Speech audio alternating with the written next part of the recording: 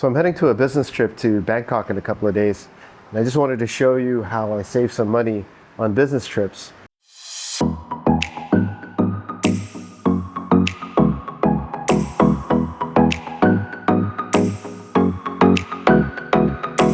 right, so I made it to the airport here in Bali, and my flight's at like 12, so it's about 10 in the morning, so about 2 hours early, which is about right. But one thing I gotta tell you, man, you never know with traffic here in Bali.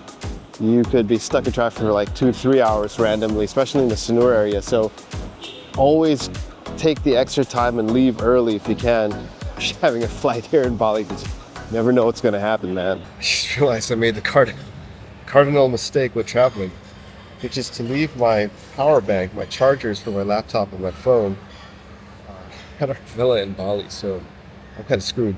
Well, let's see how I can figure this out. I mean, I'm just gonna have to like go around and beg for power around when I'm there. But hopefully my devices can last.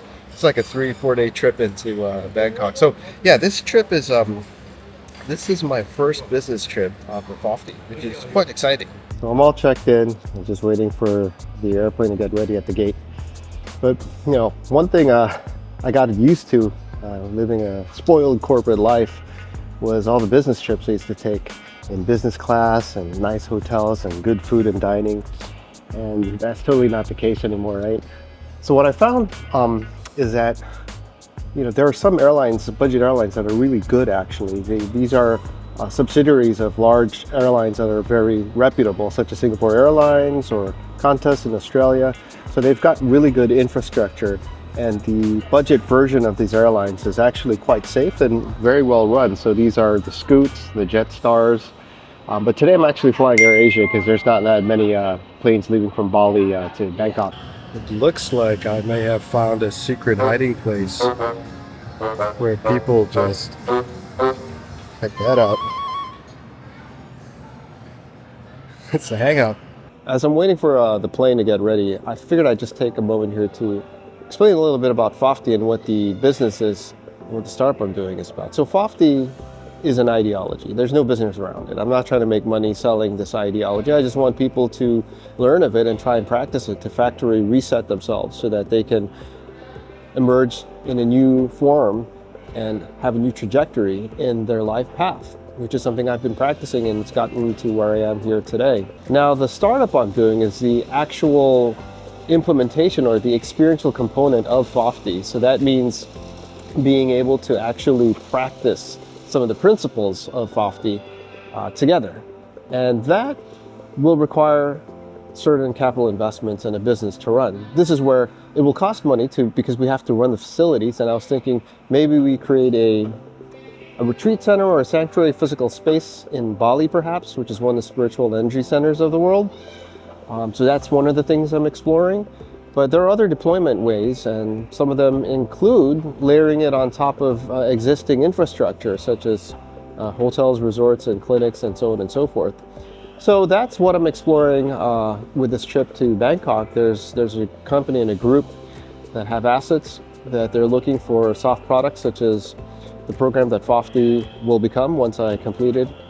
And they're looking to layer it on top of some of their assets. And so that's what I'm going to see if there's an opportunity for in this trip. All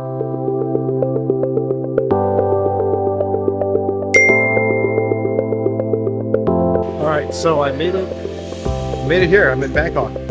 And honestly, immigration wasn't that bad. It was pretty fast.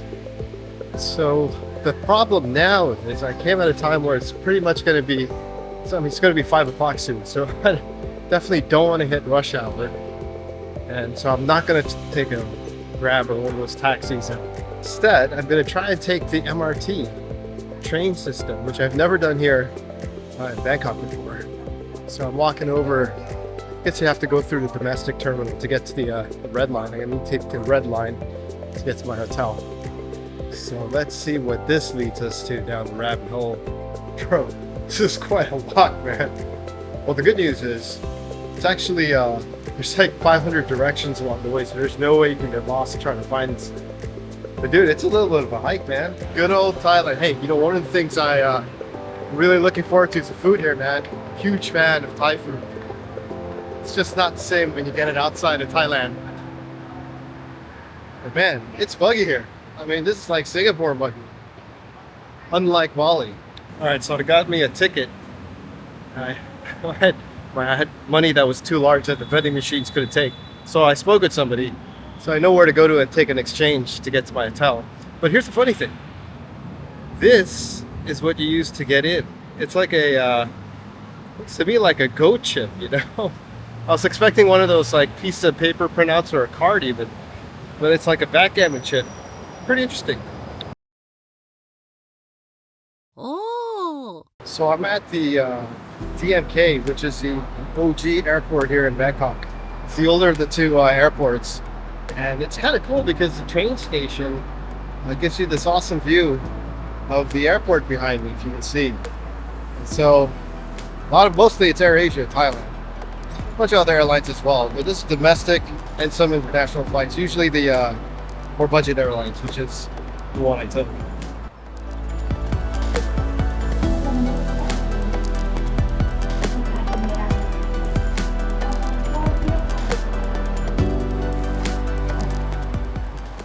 And I hopped into a train here, and dude, this must be a new line because the train's brand spanking new, man. Let me show you. See that? I mean,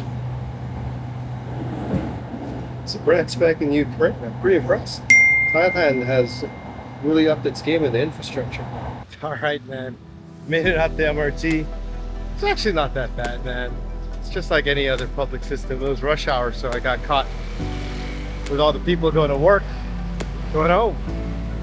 But yeah, the MRT is just about 10-12 minutes away from the hotel, which I think I've arrived at.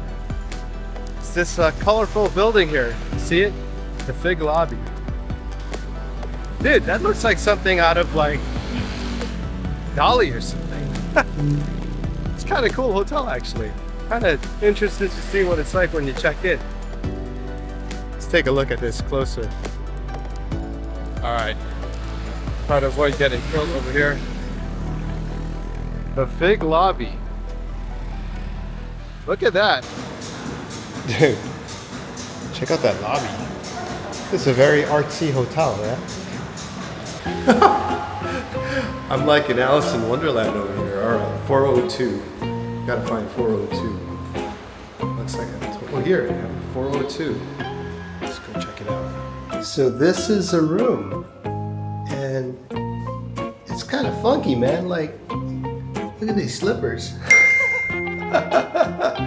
It's kind of cool. Yeah, it's definitely an artsy place, right? I mean, look at that telephone. That phone probably even works. Hey, you know, I like it. It's kind of... Oh, you gotta see the bathroom. I mean, the pink is kind of reminding me of Florida in the 80s. But, I mean, it's really clean in here. And it's, you know, these are like nice fixtures. These aren't like cheap and everything seems pretty used. So, all in all, it's a win, man. For the price I'm paying, this is a win. Time to get a quick bite to eat, and not at McD's that you just saw over there. Hell no, we're in Thailand. So we're gonna get some good Thai seafood. Legit Thai seafood. And have a good meal. Here we are, man. Kuntong Seafood. Made it. About 10-minute walk from a hotel. But dude, I gotta tell you, it's really muggy out here. I mean, this is Singapore level muggy. No, not expecting this here in Bangkok at this time. Bro, man, food here must be pretty damn good because it's a long ass wait. But I ain't going to another restaurant. I'm just gonna wait it out over here. Yeah, check it out. We'll see if it's worth the wait. Yo, I just had some of this crab fried rice. It's so freaking good. My mind is blown. Look at all the crab meat. Those are huge chunks of crab meat, and the rice is so freaking tasty. I think I can finish this no problem. And of course, first drink is Thai iced tea. It's tradition for me. Always, Thai iced tea is the first drink I drink when it comes to Thailand. Yum. Main component is the tom yum goong. This time I got the shrimp. The shrimp tom yum goong. Let's take a look at some of the shrimp. Oh yeah. That looks mad freaking good, dude. I'll see you on the other side. Alright, I just freaking chowed down, man. And the verdict is, food's freaking mad good. It's probably one of the best fried rice I've had. The crab meat was like crazy. Each grain of rice was like fried. That tom yum soup, no, dude, that was something else, man. Prawns. I definitely have to come back. But one thing I learned is you got to book it in advance. If you wait, it's just too many mad people. Like, you're gonna take a while sitting down. So book it in advance. All right, so this is the entrance to the. It's kind of cool. The play on animals is cool too. Borderless Healthcare. So here I am at the first floor of Borderless Healthcare with the team. The team, yeah. And we're just checking out their service. It's pretty cool. It's an offline, online experience using different technologies and different skill sets, right, and experiences. So happy to see what's going on here and perhaps maybe do a collabo. We shall see. So if we go upstairs, take this little staircase up here. Try not to fall. So yeah, they have programs or multiple programs for different use cases. This is their training area. So this is where people who want to use their system come in and train. It's like a mini classroom. But as I was saying, they have multiple programs that involve even fertility related or wellness related. Hence the interest I have in learning about their platforms. And they also have a third floor. Third floor is let's go up these stairs. So the third floor is where they actually have a showroom where they demonstrate the platform. And let me show you what that looks like. So over here, this would be an example setting where they have the a room with a TV screen where you can connect to their system that you see on the screen to thousands of professionals or experts around the world who can dial in into wherever you are, whether it be a clinic, a hospital, a resort, hotel, and kind of get their advice from basically the cloud, which is kind of cool. So I just got done with my meetings with potential business partner, and I think there's potential. But their delivery platform of physical and virtual, I think makes a lot of sense to deliver the fofy program. Partnerships with potential resorts and hotels to build a program out while putting their infrastructure through virtual platform. I think it makes sense, man. So I look forward to trying to pilot with them in the coming months and seeing where that leads and takes off to.